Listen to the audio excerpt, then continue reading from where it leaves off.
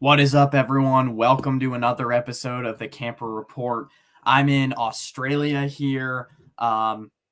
It's definitely different for sure, the different landscapes of where I am and just how it pertains to America in general. Let me know if my mic is working. I believe it is here. Let me see.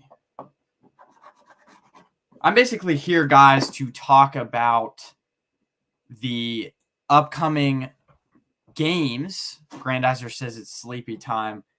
Yeah, it's I believe it's 11 o'clock where you are at on the East Coast, Grandizer. Let's see the time. It's 3:07 in the afternoon here in Australia. But it's 9 o'clock probably where in Colorado, Mountain Time, 8 o'clock in Pacific Time, and then 3 o'clock in Australia on a Sunday, which is so weird. It's going to be so weird watching football games or NFL football games on a Saturday. So that's going to be really the biggest thing. Also, let me know if my connection is working right.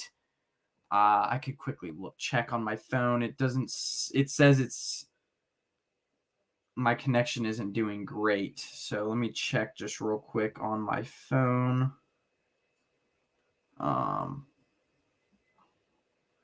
Let's see here.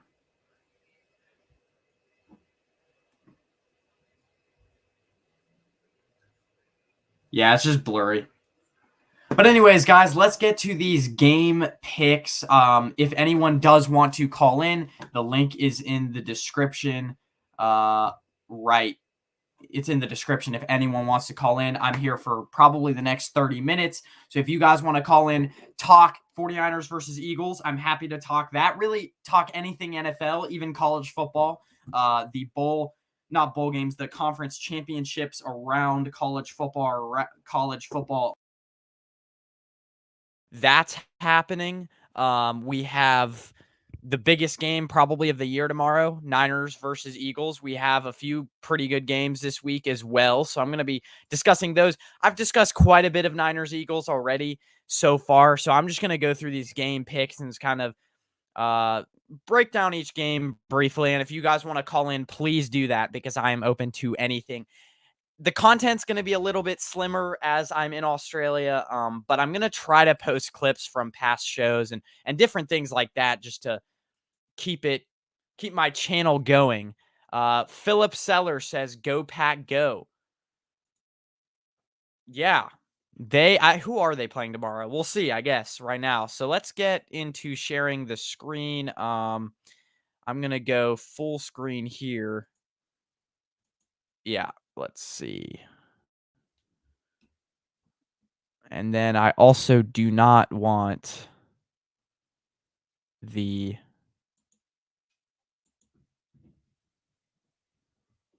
I think you guys can see that all right. It might be a little bit small, but I think that's the biggest I can get it. Yeah. Anyway, let's get into the Grandizer says you are in Australia right now. Yes. Yes, I am. Tasmania to be exact. It's the island at the bottom.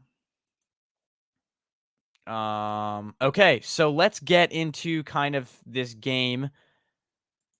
Let's see. So first game of the week we have tomorrow. This is a 5 o'clock game, I believe, for me, in Monday, 5 a.m. game for me Monday morning, but it's an 11 a.m. Let's get to the, 1 p.m., I guess, 1 p.m. Eastern games. The first one up, we have Dolphins versus Commanders. This one should be pretty simple. Dolphins win that one. The Commanders defense really was the strong point of their team. And then when they traded away quite a few of their key pieces at the deadline, it's just kind of seemed like they've been a dumpster fire ever since then. They were actually decent to start the year, and now they've kind of just fallen off. So that's an easy one. Dolphins, and then Broncos, Texans. Now that's an interesting one because both teams doing very well this year, and Russell Wilson. I mean, playing way better than he did last year. Sean Payton's finally starting to get it all together. The Broncos are riding high. It's Broncos versus Texans at Texans Stadium. This could be an interesting one for sure. Who has the higher win streak? It's the Broncos. I'd probably have to say I'm gonna pick an upset one. I'm gonna say Broncos because they they're on a win streak. They're riding high. Their defense is playing better, and I just think at their coming into this year, the Texans were not considered a that great team. And even talent wise, the Texans aren't the greatest team, but they just have such a good quarterback that elevates their team so much that they're able to win games. I think the Broncos at their best actually have quite a bit of talent. They really do. Um, they just need they had troubles at the beginning of the year putting it all together. Again, guys, if you guys want to call in, the link is in the description. So feel free to do that. I'm going to be here for the next 30 minutes. Let's see here. I'm going to say Broncos. I don't know. The odds say Texans, but I'm going to go Broncos here. I just think that their offense is finally, that was the biggest thing. Their defense was actually playing pretty well. Their offense was the thing this year that was just not good. And now they're really starting to put it together, which as it should be. They have a really good offensive weapon in Javonte Williams. They have two really good receivers in Cortland Sutton and Jerry Jeudy. And so why shouldn't they be good? The only concern with me, with them, is how good is their offensive line really going to be? And expect the Texans edge rusher. Oh my gosh. His name is escaping me now. What's his name? His name is they drafted him out of Alabama last year, and I don't know why I'm forgetting this, but he should have a big game against the Broncos offensive line, who is not very good. Let's see. I'm just trying to look it up. Texans offensive.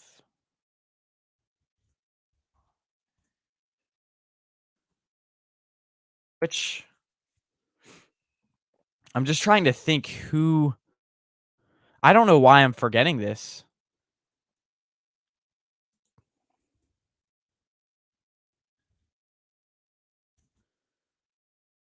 Let's see. I'm going to their roster because he's done really well. The edge rusher, if you could give me a hint, the edge rusher out of um out of the out of Alabama last year that they drafted with the third pick, I believe it was. And he's done really good this year, but he should have a big game tomorrow the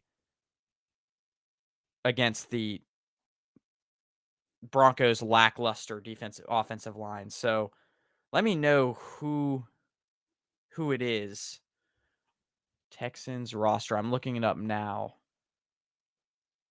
Again, if you guys want to call in, I am open to calls, talk about the Niners versus Eagles game, which is mainly what I haven't had a ton of time to break down all the games, but mainly the game that I know a lot about is the Eagles versus 49ers game, because I've been looking that game up and studying it for 2 weeks now, a week and a half. And it's a game that everyone on Sunday is going to be Will Anderson. There we go. Will Anderson. Yeah. Grandizer says Will Anderson.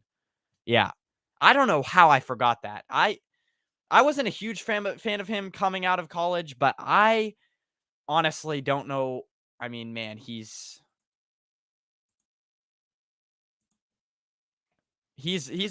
turned out to be a really good player. Grandizer says it's long distance, so can't call, too expensive. Oh, no. This isn't off of a number, guys. If you guys think it's off of a number, it's basically a site, StreamYard. And hey, this is actually a perfect segue, because if any of you guys are looking into getting into content creation or live streaming, of any kind, not even football, StreamYard is the place to go. It's super user friendly. For beginners, it's one of the easiest sites that I've ever used. I had there were a few sites that I used before I started using StreamYard, and none of those sites were like super good until I found StreamYard, and it's so simple to use. If you guys click the link in the description for the StreamYard link, you'll get $10 off of your first purchase. It's also free to use. There's a free plan. If you want to go more professional, there's a basic plan, which is $20 a month. So guys, StreamYard for beginners, just an absolute, it's a very user-friendly site. But no, this would not be off of calling. This would be off of a site. Which team has more pressure to win, the 49ers or Eagles? 49ers, I think. And that's not because I'm a 49ers fan. I just think that at this point in the season, if the 49ers lose to the Eagles, they have no chance at the number 1 seed. And really, the number 1 seed gives you so much of an advantage. It's not even like if you get the number 1 seed, you're set up for success. You have a very good chance to make the Super Bowl. If you don't get the number 1 seed, you have to play on the road in January, which is anywhere in January with a ton of fans, playing on the road anywhere in front of the other team's home crowd in the middle of January is really hard, especially Philadelphia. So the Niners have more pressure. And I'll quickly lay out why I was thinking about this yesterday, right? Of why I think the Niners have such a good chance to win, because the Eagles have been through so many gauntlet games so far. They're coming off of 2 games that came down to the wire that they had to really, really fight for versus the Bills and Chiefs. So now it's like they have to go out and win a 3rd straight game that's going to be tough. They're not going to blow them out. They're going to have to go out and win versus a very tough team. And this is the 3rd straight week where they're playing a good team. And so how can you piece together 3 straight wins? No team has ever pieced together 3 straight wins against opponents that are really good. And it's just, and especially since 2 of those games for Eagles versus Bills and Eagles versus Chiefs, both of those matchups were super close. So that takes a lot of energy out of you. And then you have to turn around and play a team like the 49ers who are well rested, 10-day break, and you have to turn around and put up your best football. I don't see it. I just psychologically, it's going to be really hard for the 40. But then again, it is in Philadelphia. So I give the benefit of the doubt to the Eagles. I originally said the Eagles were going to win this game. And then if you guys watch my latest video, go check it out, about 16 minutes long. I said the 49ers were going to win it in a close one, 24-23. I don't think it's going to be a high-scoring game because it is raining. And yes, the Eagles versus Bills game was very high-scoring, and it was raining that time.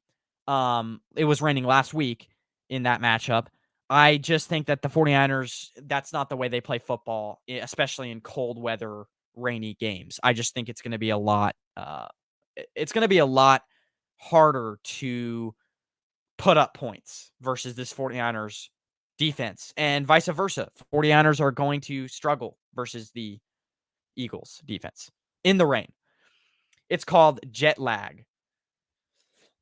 What's called jet lag? This comment was like 5 minutes ago, so I'm not sure what I was talking about at the time. Oh, I've had pretty bad jet lag for sure. It's, yesterday my brain just felt fried the whole day. So it's probably because I hadn't slept a lot. Okay, next game. So we went through Broncos, Texans. I said Broncos there. And then Lions versus Saints is the next 1 p.m.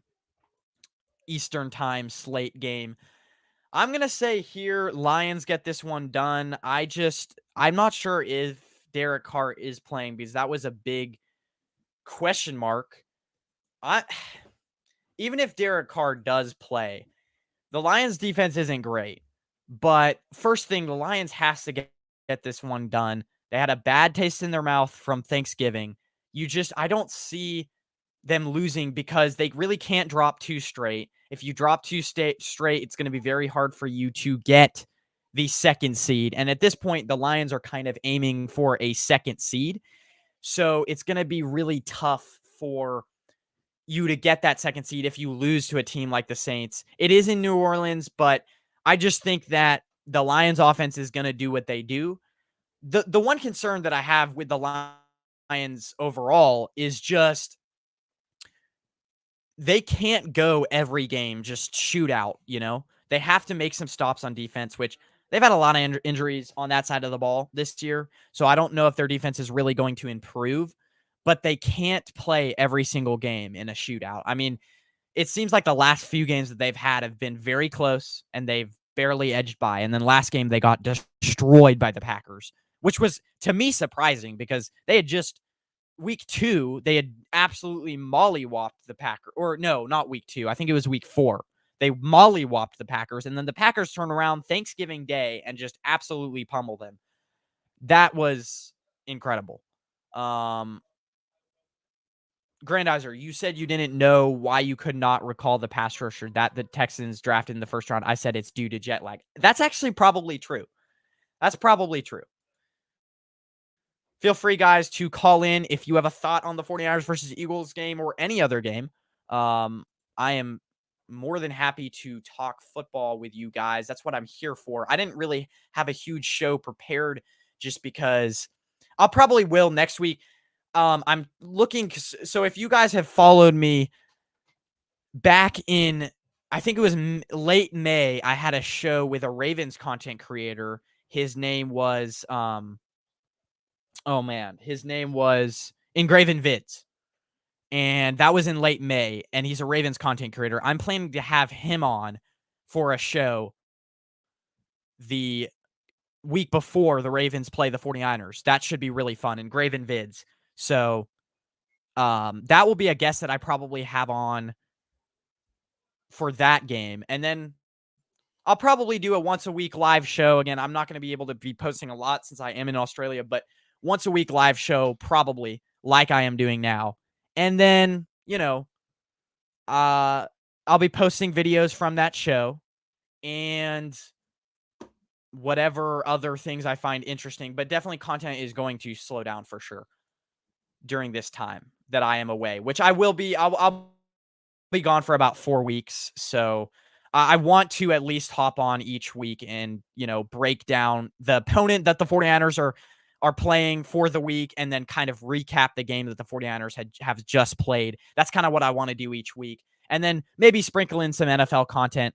The reason why I'm doing an NFL show, kind of more NFL show right now, is because I've broken down the 49ers and Eagles game so much already that I don't know. It's whatever. Let's see here.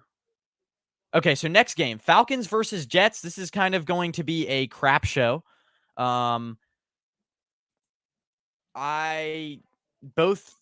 teams, the Falcons have a lot more of a chance because their division is so bad that they could still, win it, but they're not necessarily a good team. The Jets, I think, are still starting Tim Boyle, although they just opened up Aaron Rodgers' practice window, but I don't think he is playing this week. You guys can correct me if I'm wrong.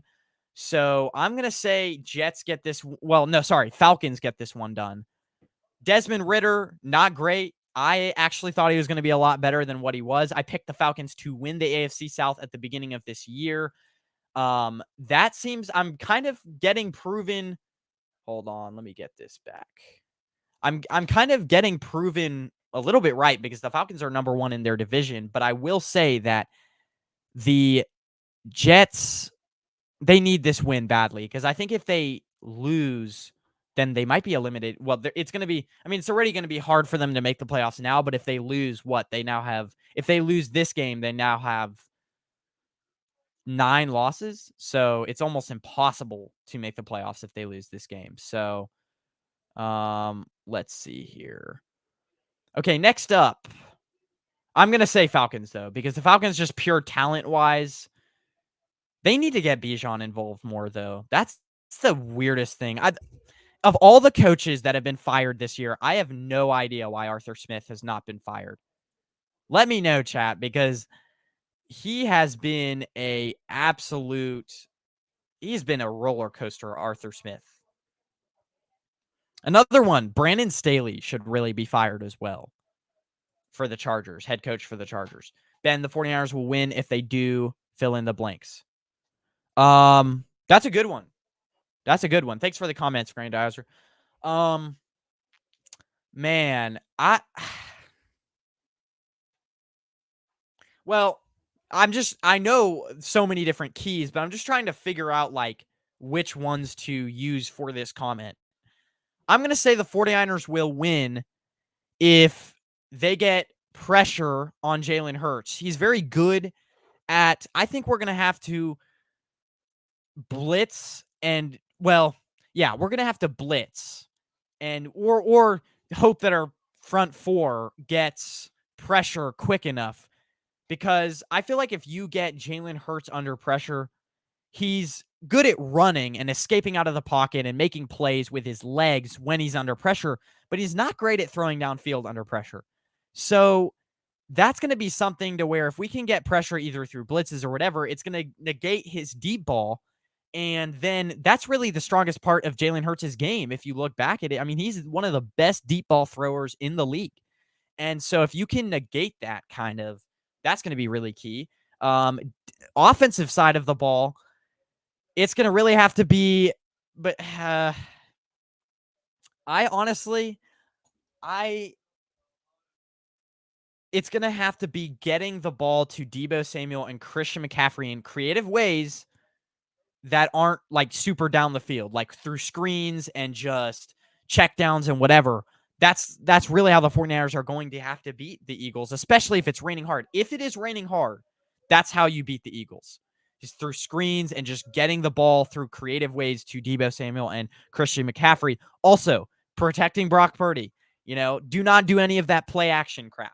Don't do that, because if you do that, then it's going to allow Hassan Reddick to rush the quarterback. I would like to think that Kyle Shanahan has learned his lesson from last time we played him in the NFC Championship game. I hope he has, but that's really going to be the thing, is how expect a lot of shotgun in this, not as much play action, just a lot of shotgun, and Kyle Shanahan's going to try to just get Brock Purdy to just drop back and have the field in front of him instead of turning his back to the defense.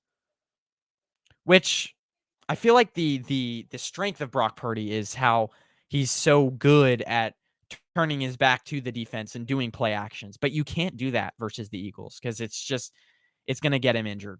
So, the Riddler. Oh, wait, I think I know what he's meaning here. The Falcons like Arthur Smith's mustache. That is why they keep the dude around. Yeah, this offense is built around the running back. That's outdated. That's true. That is true. I mean, it's so hard to win with a subpar. My voice is cracked. It's so hard to win with a subpar quarterback. I mean, the 49ers tried to do it for so many different years with Jimmy Garoppolo, and it's just, unless you have an absolutely stacked team, you're not going to go very far. So next year, I mean, the tough thing with the Falcons is they're in between. Like, they're not really a Super Bowl contender, but they're also not the worst team in the league. So they're not going to get a top pick to where they can get one of those 3 quarterbacks, Michael Penix or Drake May or Caleb Williams. They're not going to get one of those 3 guys, but they also, aren't really going to do anything in the playoffs, even if they make it. So it's like they're kind of stuck in this thing of like, Do we draft a quarterback? Because none of them by this point are going to be like surefire prospects. So like it's going to be tough. The Falcons could be a team that trade up in the NFL draft, that trades up in the NFL draft because they need a quarterback so badly. But they just don't have the pick to draft a surefire prospect. Okay, next game. I'm gonna quickly run through these. Definitely have to get off very soon. What time are we at? 25 minutes. Yeah, give it 5 minutes. You guys probably hear background noises. Okay.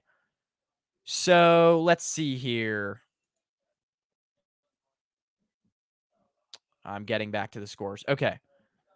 So we got Cardinals, Steelers. This should be pretty easy. I'm going Steelers here. They're going to get enough takeaways to just hurt the Cardinals. I think Cardinals are better with Kyler Murray. It's going to be interesting to see the evaluation that the Cardinals front office and coaching staff is continuing to make with Kyler Murray, because again, this is a team that could draft a quarterback, or they could stick with Kyler Murray and roll the dice with him next season. But Kyler Murray, it's going to be essential that he tries to win with the Cardinals and plays well with the Cardinals to keep his job. So they won't replace him. That's really going to be what it's all about. So I'm going to still say Steelers, but it could be close. Steelers are the weirdest team this year. They really are. They're, not great, but they still, I think, they're still in contention for the playoffs, and they have a winning record, I believe. Titans versus Colts. I'm going to say Colts here. Colts are actually in the playoff. They're 7th seed. A few weeks ago, I really wouldn't be focusing on the playoff picture, but we're getting towards the end of the year. We're starting to kind of, the playoff picture is starting to unfold a little bit. I'm going to say Colts. I think Gardner Minshew is a decent quarterback who can get it done. I'm really impressed with their first-year head coach, Shane Steichen. And I mean, it's no surprise that I'm impressed with him because he led such a good Eagles offense last year as the offensive coordinator. And he is really the job he's done. He did first few weeks with Anthony Richardson. That was really impressive. He had Anthony Richardson playing really well. And then now the job he's done with Gardner Minshew, getting his team to a winning record Jonathan Taylor has helped, but like not a super talented wide receiver core. I mean, Michael Pittman's okay, but like the job he's done with that team to get him to a winning record, to get him to playoff contention is just in his first year is really impressive. And truthfully, if you're not doing that your first year, you're not a super successful coach. And Shane Steichen has all the tools to be a super successful coach in this league for what he's doing in year one. So, Chargers, Patriots, that's kind of going to be I'm going to say Chargers win. Patriots suck. Honestly, the Patriots should start tanking. And they are already tanking. I think they have the number 1 pick. But I see no reason for why the Patriots to win this game. And the Chargers aren't great either, but like they at least have a good offense. Patriots do not. It's going to be interesting to see what direction the Patriots and Bill Belichick decides to go next year if they decide to part ways. If not, then Bill Belichick will probably just draft. I mean, again, if he stays with the Patriots, he's going to get his choice of the quarterback because, most likely the Patriots are going to have a top 3 pick in the NFL draft. So if Bill Belichick decides to stay with the Patriots, then he's going to get his choice of who he wants to lead the franchise, which quarterback he wants to draft. And he will get to start all over with a hopefully elite quarterback next year. The one that he drafts in most likely the top 5. So goodbye, Mac Jones. And I mean, it's definitely appealing because Bill Belichick gets the opportunity next year if he wants to lead the Patriots into a new rebuild with actually a good quarterback. Now, he already tried to do that with Mac Jones, but I don't know. I feel like that pick kind of always seemed forced, the pick of Mac Jones, because they had the 15th pick, and it just didn't seem like they wanted to pick a quarterback, but they kind of had to, because they had really no one to lead that organization. Like, they had no one to play quarterback, so they had to pick one, and they picked the best one that supposedly was available, and it didn't work out for them. If the 49ers win, Seattle's season very well could go south. They got a tough schedule ahead, I believe, a team that relies on who wins in Eagles versus 49ers. Yes. I think the Seattle Seahawks are out of it already. They're going to have to hope that they have to win out, and we'd have to lose to both the Ravens and the Eagles. And then, even if they lose one game, they'd still have to hope that we lose 3. It's just, and then actually, I don't know if it's even possible, because they're 2 games ahead of us, right? And we have the tiebreaker. So they'd have to hope that they beat us the second time after this week. We'd basically have to lose to the Eagles, Ravens, and Seahawks. We'd have to lose 3 games, and the Seahawks would basically have to win out for them to get the NFC West. I don't think that's happening. So, they could wish, but have a safe trip there, Benny. Beware of the Baranjor and the Bunyip. I'm gonna have to look that up, because I have no idea what you're talking about. No, we don't hope the Pats don't draft a good player. They won enough. Yeah, if you guys don't know, Grandizer is a avid Dolphins fan. And he probably won't like that if the Patriots draft a top quarterback next year. Because it could mean, if they draft actually a legit quarterback next year, it could mean the start of another Patriots dynasty. So, okay, next one, Panthers, Buccaneers.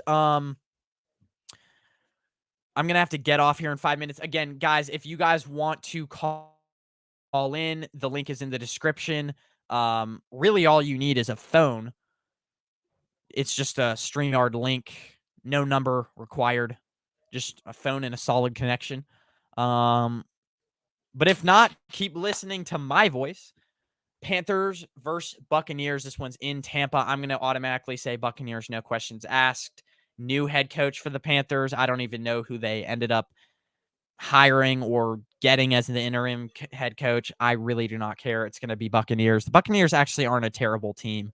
They're pretty average. They have a chance to make the playoffs. And the big game, 49ers versus Eagles. This is the game that I've kind of broken down all week. I'm going to say Niners get it done. I've broken this game down in the last video that I did. Go check that out. And I kind of laid out why I think the Niners will win, the keys to that matchup. And then I also broke it down last Saturday with Bay Area Baller, although that was before the Eagles had played the Bills. So, but yeah, I've broken this game down quite a bit. I think the Niners will win this one in Philly. It means more to them. Philadelphia Eagles have been through a few really rough games the last few weeks, to where I don't know if they're going to have the energy to do it. The 49ers have had an extra long week. The weather, I think, favors more the 49ers if healthy. Although I had a guy in my comment section today that I checked, and he said the weather also makes Brock Purdy, it's a disadvantage to Brock Purdy because he has small hands. So that could be something that to look at, is Brock Purdy's small hands. But I just think that the Niners, they're more catered to the cold weather and the rain than the Eagles, because they have Deebo Samuel and Christian McCaffrey, one of the best players of making yards just by making yards, by not receiving it. You can hand those 2 guys the ball. I mean, I guess you could say Yak. They're the 2 best Yak guys in the league. You can hand those two guys, and even Brandon Ayuk or George Kittle, you could hand those two guys the ball, and they can make something out of nothing. It also helps that Trent Williams, like the 3-game losing streak, we're all forgetting Trent Williams was not healthy, and he wasn't even playing in that 3-game losing streak. So he is playing today, and that's going to be really key. So I do think we win it. It's going to be close, 24-23. Browns, Rams, that's tough because Browns, I mean, don't really have a great quarterback. Their defense is really good. How far will it take them, though? I'm going to say Browns get this one done in LA. That could be an interesting game. And then Chiefs, Packers. No, not, did I say Browns? I'm meaning Rams. If I did say Browns, I'm meaning Rams. Rams get this one done in LA. That could be an interesting game. Kyron Williams has kind of been on a tear for the Rams since he came back from injury. Matthew Stafford, I mean, they're playing actually pretty good football. They have the weapons. I mean, the Browns defense could make, they could make a big impact in this game, but I don't, there's only so much a defense can do. And their offense hasn't been that great this year just because they've had injuries to Deshaun Watson and Nick Chubb. So I'm going to say Rams here. I think the Rams are going to be able to, just because the Rams have done well in the past few weeks. I mean, they beat the Cardinals last week, kind of put a shellacking on them. I'm looking back. They beat the Seahawks the week before, I believe it was. So they've kind of been rolling a little bit. I'm going to say the Rams win this one, especially at home. And then Chiefs, Packers, not sure why this is a Sunday night game because it really should not be. I'm going to say Chiefs there. Packers do get the win, but I think the Chiefs, I mean, this is a very must-win game, not only because I don't even think they're the first seed anymore in the AFC, but also just because the Chiefs, I mean, they need to gain control of the number 1 seed. And also the Chiefs, I mean, their confidence level is not great right now, I'd imagine. So, they've had some time to, obviously they beat the Raiders, but after that Eagles game, it's just like they need to start. Are they the number 1 seed? I'm actually not completely sure. I think they aren't the number 1 seed. Although the Ravens lost last week. Okay, so I think the Chiefs might be the number 1 seed. Yeah. But they still need to win this game just to solidify it. Talent-wise, I think the Chiefs are better as well, and they're a disciplined team. So it's like, and the Packers aren't. So I think part of the reason why the Packers absolutely blew out the Lions last week was because of just the Packers. It's a divisional game, and it could go either way. But this is not a divisional game, and I think that the Chiefs continue continue to win, and I think they get it done. So, Chiefs get that one done. 49ers remaining schedule: Philadelphia Eagles, Seattle Seahawks, Arizona Cardinals, Baltimore Ravens, Washington Commanders, Los Angeles Rams. Yes, sir. If honestly, the 49ers, even if they win this game versus the Eagles loss last week would have been really nice if they could have lost that game last week because it would have taken pressure. I mean, we're going to have to win out if we want to win that game. Purdy this is kind of, Purdy doesn't like to get wet either. Like a cat. He doesn't like it.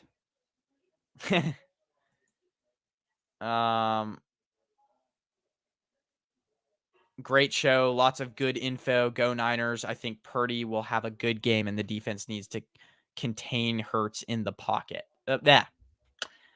It's the jet lag. It's the jet lag coming in. Pocket. Needs to contain Hurts in the pocket. I'm definitely I'm a bit tired for sure. Bengals versus Jaguars. I'm gonna say that's a tough one. I mean, it's not really a tough one because the Bengals are missing Joe Burrow, but I don't really trust the Jaguars either, and I think the Bengals defense is stout enough to where maybe they could give him a fighting chance, but I'm gonna say Jaguars. That's a Monday Night Football game. If I had it my way, the 49ers would be playing the Eagles on Sunday Night Football. Not sure why it's not flexed, but I have to get up at 8 or 9 a.m., I think it is, in the morning to watch this game, and I might get up at 5 a.m.